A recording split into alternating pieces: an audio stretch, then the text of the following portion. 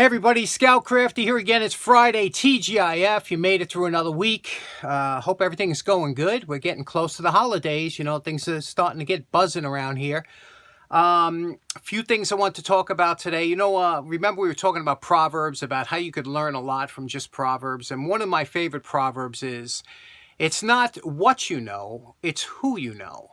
And that comes in so handy so many times, right? I mean, going through life, how many times that people hooked us up, friends of the family, people you met through acquaintances, things like that. You know, we do very little on our own completely. You know, there's always somebody give us a hand or a, you know, and in New York, we call them rabbis. If you have a rabbi, that's like you're in, somebody that got you in the job, an uncle, somebody like that. Well, it turns out a friend of mine actually introduced me to a new friend of mine a few years ago when I was getting into metalwork. And I was, you know, it's very hard to come across metal when you're starting off on the lathe or anything else, because it's hard to, where do you get this stuff, you know, scrapyard or whatever. And I was getting bits and pieces here and there and turning all kinds of stuff. But a friend of mine, Bob, introduced me to another gentleman by the name of Bob, and he had a bunch of scrap. He said, you know, if you want, I'll give him some scrap that he can fool around with. And he gave me a box of fantastic scrap aluminum that I've been using for years, and I've always appreciated it. Well, a couple weeks ago, he called me up again. He said, listen, I got another box of scrap. I don't want to take it to the scrapyard if you want. Are you still doing that kind of work? I was like, absolutely. So I shot over to his house out the island, and what a great guy, and what an interesting guy. Turns out he started fabricating CNC machines. He was one of the pioneers of building CNC machines many years ago. He's retired since then, but he built one in his basement, and he just likes to tinker. And I guess we can kind of... we can relate to that, right? People that like to tinker in the shop. Wait till you see some of the stuff this guy makes. First of all, he makes these unusual clocks just for fun. And look at this beautiful clock that he makes and how it works and things like that. Just a terrific design. And he just does it off the top of his head just to have fun. You know, he did a big, huge one on his wall. He had all kinds of artistic, moving architecture, through his house. It was just amazing. I could have spent hours talking to him. What a nice guy. And he gave me a whole box of scrap. And I really appreciate it. You know, that's what I love to see. I love to see that people that are, you know, still tinkering, especially when they get a machinist, like a machinist or a tool and die maker that is retired. Those are the guys you want to, you know, get to know, because they have a wealth of information, and they love to talk about it and do it. You know, it's not like my job where I don't want to hear about it after I leave. You know, those guys are really professionals and they enjoy what they do. But special thanks out to Bob for all that material. We'll be using that real soon in the shop. And speaking of stuff in the shop, we got a few things to get to. Let's get right to it. First up, you remember we were talking about this drill. We did a couple last week, the week before, whatever. And, you know, I remember Black & Decker were one of the originators of the handheld drill. But the funny thing is, people take it for granted and how much we've come as far as weight-wise and size-wise. Now, you look at this drill, a lot of people think, wow, that's a big drill. But in reality, a lot of the drills at the time, like this Wen model, look at that. This is a big drill compared to that one. You know, this just looks like it's a large drill, but it's really not. It's not heavy. It's a kind of a very user-friendly. That's why these were so popular. But something like this is... a much, you know, bigger, bulkier drill, but we have even bigger. Now, this is, like I said, their 1/4-inch model. This here is their 1/2-inch model, the Black & Decker. You could see here, a Black & Decker special drill, they call it. But you could see here, this, and again, it was only 3.2 amps, which you think about it, you say today's drills are 7 amps, you know, but look at the size of this. Again, it was all geared, and it has this I think is a aluminum housing to keep it somewhat lighter, but look how big and bulky this drill is, and it's only a 1/2-inch capacity. Now, the biggest drill I own by far, here's the Black & Decker, and here is the larger one. You could see this monster here. This is the biggest one I have by far. Let me tell you a little bit about this, and we're going to weigh it. These all had a piece of pipe which is an ingenious design that would fit into a small recess up here that you can have, and you could hold it two ways, because they would use these for drilling into sides of, just like they want putting dynamite into. They would drill into holes, you know, like the old hammer drills did. There were so many uses for these. These were totally industrial drills. We're going to take a weight on this, and let me show you what the name tag says. Now you can see here, this is a 3/4 inch drill. It is Craftsman, but it was most likely made by Black & Decker for Craftsman, because, you know, Craftsman really didn't make their own stuff. They always farmed out. But you can see here, it has a Westinghouse motor, 750 RPM, no load, so it's a slow speed, and it's 5 amps. So let's see, maybe we could fire this thing up, but I want to weigh it and show you how much this thing weighs, because it is heavy. Now here's our Black & Decker, the 1/4 inch drill. That weighs in just under 9 pounds at 8.7 pounds. Now here's our 3/4 inch drill. You could see here the Craftsman, and look what this weighs in at. Just over 19 pounds. I don't know if you can realize how heavy that is for a portable drill. Now remember, I was telling you, most of these older drills had a recess or a pocket, a threaded hole for a additional handle or a pipe, and that's what they would use. And it was usually a tapered thread, and you could see it was a nice addition that you can use to hold this. But we'll plug this in, even though it looks a little sketchy. We'll see if we can't plug this in to see if this runs. Okay, this one I'm not taking any chances. Again, we have it hooked up with the ground fault, John's ground fault interrupter. But this time, just to make sure, I'm going to put on my Frankenstein glove here, so that if does any juice comes off, a rubber glove. Let's see what it sounds like if it works.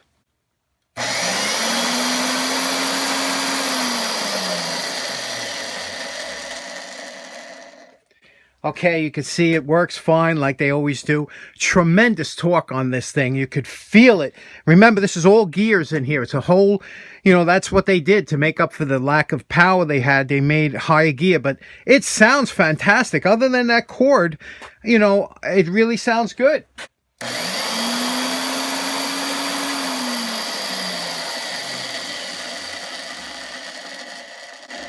Something my dentist would use.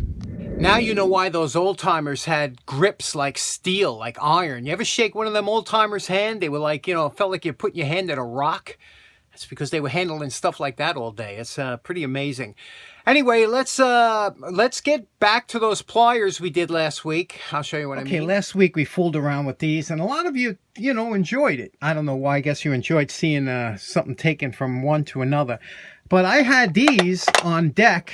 You know, these are some Kleins that I had to do. These here I got on eBay. I think I paid like $11 shipped or something. These were inexpensive. These are, as you can see, these are Klein, but these are 1964. I always, you know, I have some older ones I really enjoyed. 1964 New England style. Here is a different one here. I don't know what the...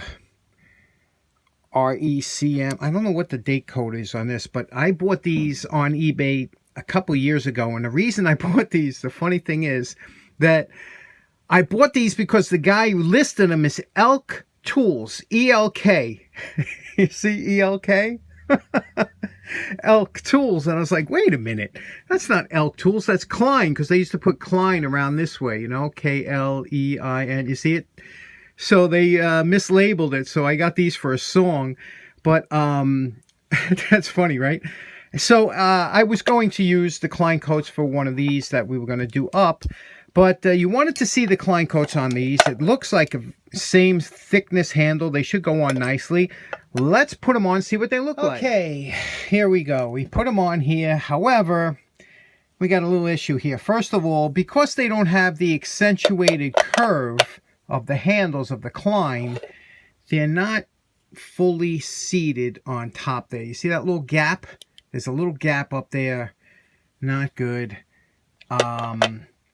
They don't work as well on the regular ones. So now I've never tried to take Klein coats off here. I'm going to try and take them off now. It's going to be a little harder getting them off without damaging them. But we're going to take them off, and then we'll try and put them on one of these here today, okay? And I also have this one on deck, one of my favorites. If you're new to the channel, Never Slip. Oh man, these are fantastic. Replaceable cutters. How nice are these? I wouldn't put Klein coats on these, but they're just beautiful. Okay, if ever you have to take them off, hot water and wiggle them very slightly until they pull off like that. So that's how they come off. But again, it's not easy. It took a while, but I say we do the 1964s today. That's the one I wanted to get done. Let's take a look at these. It's kind of faded, the man on the pole, but you can just barely make them out, but it's faded. You do have the lettering around there, and we have a slight number back there. Otherwise, they're in good shape. The cutters are in decent shape, and it's solid side to side. So let's do these. Okay, here we are at a post wire brush evaluation. You can see the pitting that we always come in contact. Again, you don't see this through the patina. Here's the model number, 201. 8NE. 8 stands for 8 inches. It's the long pair and New England style NE. We did in here. You can see there's a little pinhole in the middle. See that? In the very middle, there's a little pinhole where the jaws. Now, let me tell you something quick about the jaws.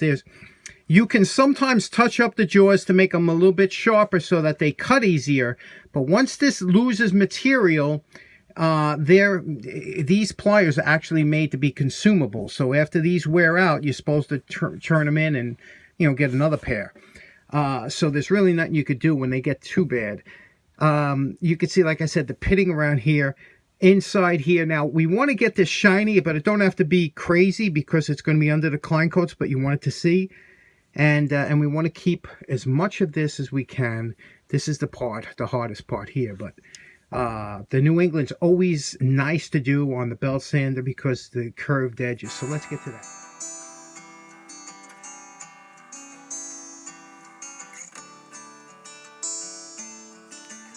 Now, just using this worn 60 grit disc. See, it's worn. It's all worn. It's very smooth because all the abrasive is mostly worn off. But I was able to use that disc to keep the lettering. You see, I was able to keep the lettering on there, the Klein & Sons, and still, you know, get most of the pitting. But however, you see on this side, this side, the pitting is too deep. You can't use this because all you're going to do is make it hot. So here we have to use something different. These, you know, that pitting is deep. That comes from people banging it on the side. That's why that's like that. But otherwise, it's coming good. And that's, so don't get rid of your worn discs. You can always use them for something.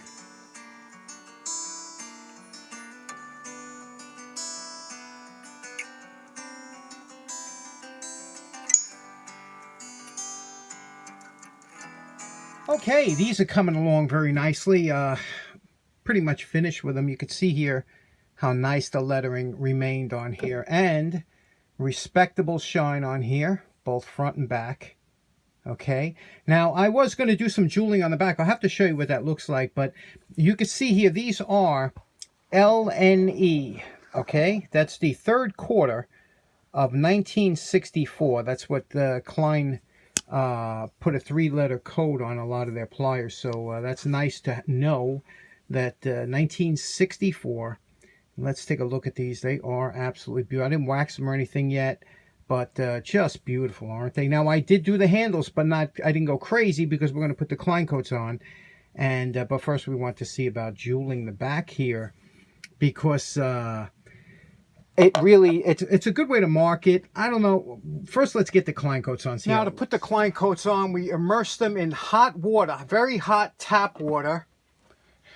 Okay, for 1 minute, and then we make sure there's no water in there because we put them in with the open side down into the hot water, slide it on here, try and line it up so that it's going up the side here, and push it up as far as you can with your hand, get it lined up, and then just tap it on with a rubber mallet on the bottom like this.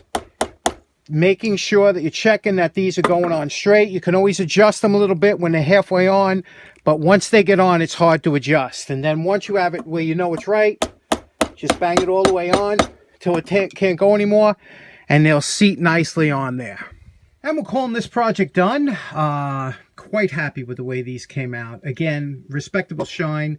As far as performance goes, again, the jaws weren't perfect because, you know, these, again, are so old, but they do cut. They don't make that tremendous snapping noise like I like, but, you know, there's nothing you could do when you're having, you know, when you have cutters that are this old, but, you know, they will cut, they will do the job. And just an attractive pair of pliers. You know, the Klein always made such beautiful, absolutely, especially the New England style. They are amongst my favorite. Now, I didn't do any jeweling on this side. Let me show you what that would look like. As you can see here, this one here is an older pair. This one was trashed. That's why I did the jeweling, but what a nice difference that makes, huh? Especially on the New England style. I do like it. I left the back blank on here. I just wanted to try it out. What do you think? Do you like it? This is a great way to mark your tools. Instead of putting that crappy engraving on with a hand engraver that looks all wiggly, try jeweling a pair. Nobody's gonna, well, you know, they might steal it anyway, just not bring it to work. But anyway, what do you think of these? This is a nice little project today. Really enjoyed it. Fun job. So in closing, we were kind of all over the place today, but we got a lot done, and those Kleins came out beautiful, didn't they? 1964. Where were you in 1964? Do you remember? I was 2 years old. Anyway, but I remember, I think, some of the stuff. Hope you have a great weekend. Take care now. Bye-bye.